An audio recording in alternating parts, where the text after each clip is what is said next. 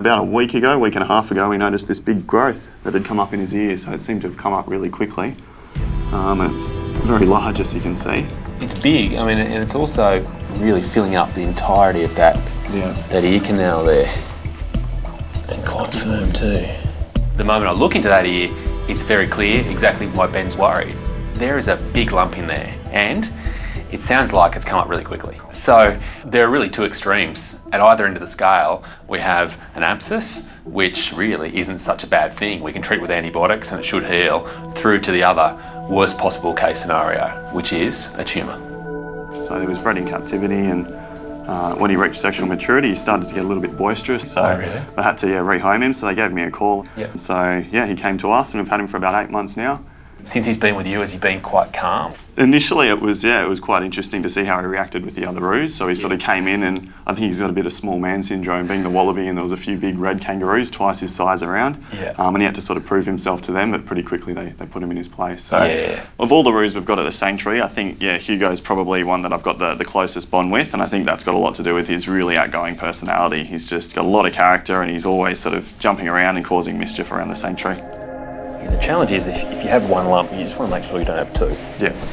And so I'm going to great lengths to feel all over him there to make sure there's nothing else that shouldn't be there.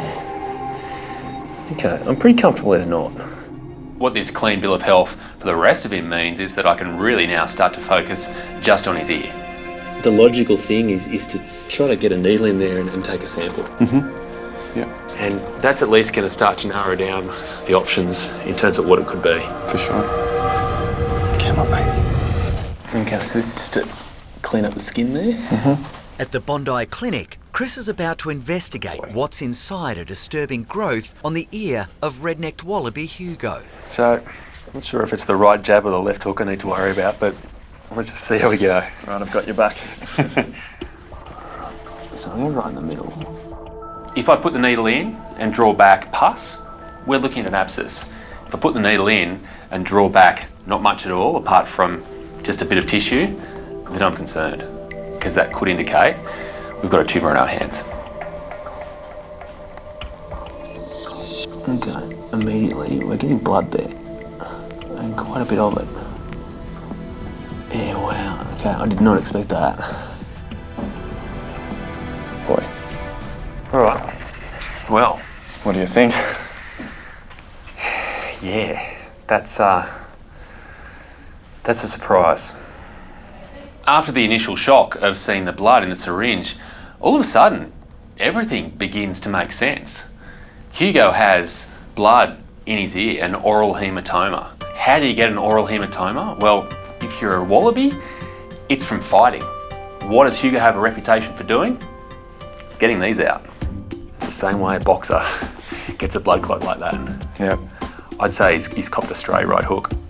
He's actually been boxing with one of those big red kangaroos, and they've landed one on him. Okay. The thing is, we can't just leave a big blood clot like this in Hugo's ear. What happens over time is the fibrous tissue in the clot starts to tighten down like it does in a scab. When it does that, it really shrinks down all the tissue around it and really causes what is essentially a cauliflower ear. If that happens in Hugo's ear, it'll really render that ear useless for him, and ultimately he could become deaf as a result. So this little brawler has suddenly had his personality catch up with him. Hey, it puts you in your place, mate. Yeah. So really what I think we need to do is to get in there and remove that blood clot. Now, I obviously can't do that with him awake. What I need to do is to give him a sedation and make a little cut on his ear and see if we can actually pluck that clot out. Okay. How do you feel about that? Well, if it's got to be done, definitely I want to make sure he's happy and healthy long term. So if it's going to affect him long term and he's going to lose that hearing, then ultimately I'd rather get on top of it now before it gets any worse. So. Yeah. Something a little bit different. Back at the Bondi Clinic, Hugo, the troublesome wallaby, has been sedated in readiness for surgery on his ear. So Hugo isn't aware of his size, but Hugo likes to use his fists for bad reasons. Oh, well, everyone likes a bad boy. Yeah, well, he's that. Out in the waiting room, Hugo's keeper Ben is worried about his little mate. There's a lot of risks involved in sedating a wildlife species, so I'm a little bit concerned, but it's got to be done, so yeah, I'm sure he'll be fine.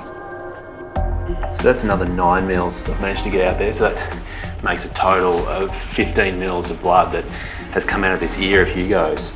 What we're really left with now inside his ear is essentially just blood clot. So this is the stuff that's going to cause him problems. Okay, I'll get all cleaned up myself and then get started.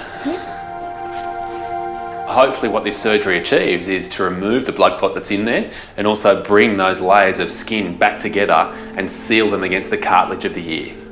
Okay, so the challenge here is to incise into this blood clot without actually starting a whole lot of new bleeding. So I'm inside it now and it's very firm. I'm actually having to spin it around and really break down scar tissue. The more I can break up of this clot, the more chance we have of actually stopping this cauliflower ear from forming. We've got an area above it where there was the lump before. Now that's skin that's lifted off the cartilage. We need to really anchor that back onto the cartilage, otherwise it's a space that's just going to refill with blood. So in order to do that, I've got a little bit of a trick up my sleeve. Kind of literally up my sleeve, because what's up my sleeve is what I'm going to use. The solution to this problem, it's not exactly high tech. In fact, most of us are carrying around the solution every day of our lives. The answer to all of Hugo's problems is buttons. The ironic thing is, I can't put buttons back on my shirts. Hopeless at it. But I can put buttons in animals' ears. Somehow it's different. The key to the buttons' success is the fact they really provide a flat surface that you can anchor onto the inside of that ear and attach in place. Once it's there, it makes sure the skin is firmly fixed to the cartilage. So the challenge is just getting it nice and firm, which it is. Okay, then we've got room for one more. So I'll just put that in that space there. Okay, so we've got 3 buttons in there. I'm pretty happy with how that's managing to really compress those layers of the ear together and prevent blood from filling in between there, which is ultimately what caused the whole problem to start with. The one thing I'm worried about is the fact that with those claws of his, he can actually get his foot up and push those buttons out. What I'm thinking is I'm really going to have to bandage his ear just to stop that from happening.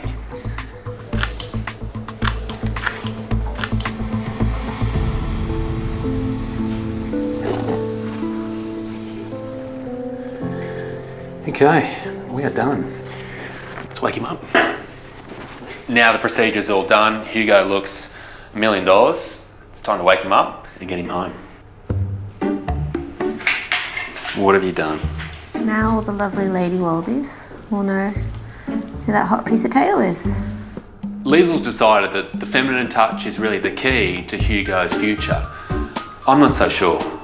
It stands for hot man with buttons, right? I was going for Hugo, but yeah, that's the other interpretation, of course. Yep. Keeper Ben has been waiting patiently for news of Hugo. Yeah, definitely been watching the clock tick by. It's been almost an hour now and we haven't heard anything, so hopefully they'll be coming out soon with some good news, I hope. So, Oh no. Hey big boy, here he is. how'd he go? Look, he went really well. Yeah. Yeah, he came through the operation brilliantly. Okay. So he's just waking up now. I guess I've got him out to you a little bit earlier than we normally do. Yeah. Just so he is still a little bit sleepy when he goes home. For the trip home? Yeah. Cool. Big surprise to see his ear all wrapped up like that. I love the little touch with the H and that was very nice. And great relief just to hear that the surgery went really well. I think we'll have to find him a girl one day. Turn this fighter into a lover. Alrighty. Thank you very much, Chris. Really appreciate it. No worries at all. He'll be fine. I'll let you know how he goes. Be great. And if we can see him in a couple of weeks for that, get those buttons back. Great. Thank you very much. Safe trip home, huh? Thank you. There's no doubt that Hugo goes home a lot more colourful than how he came in, but my hope is that he finds that special someone and his days of fighting are all over.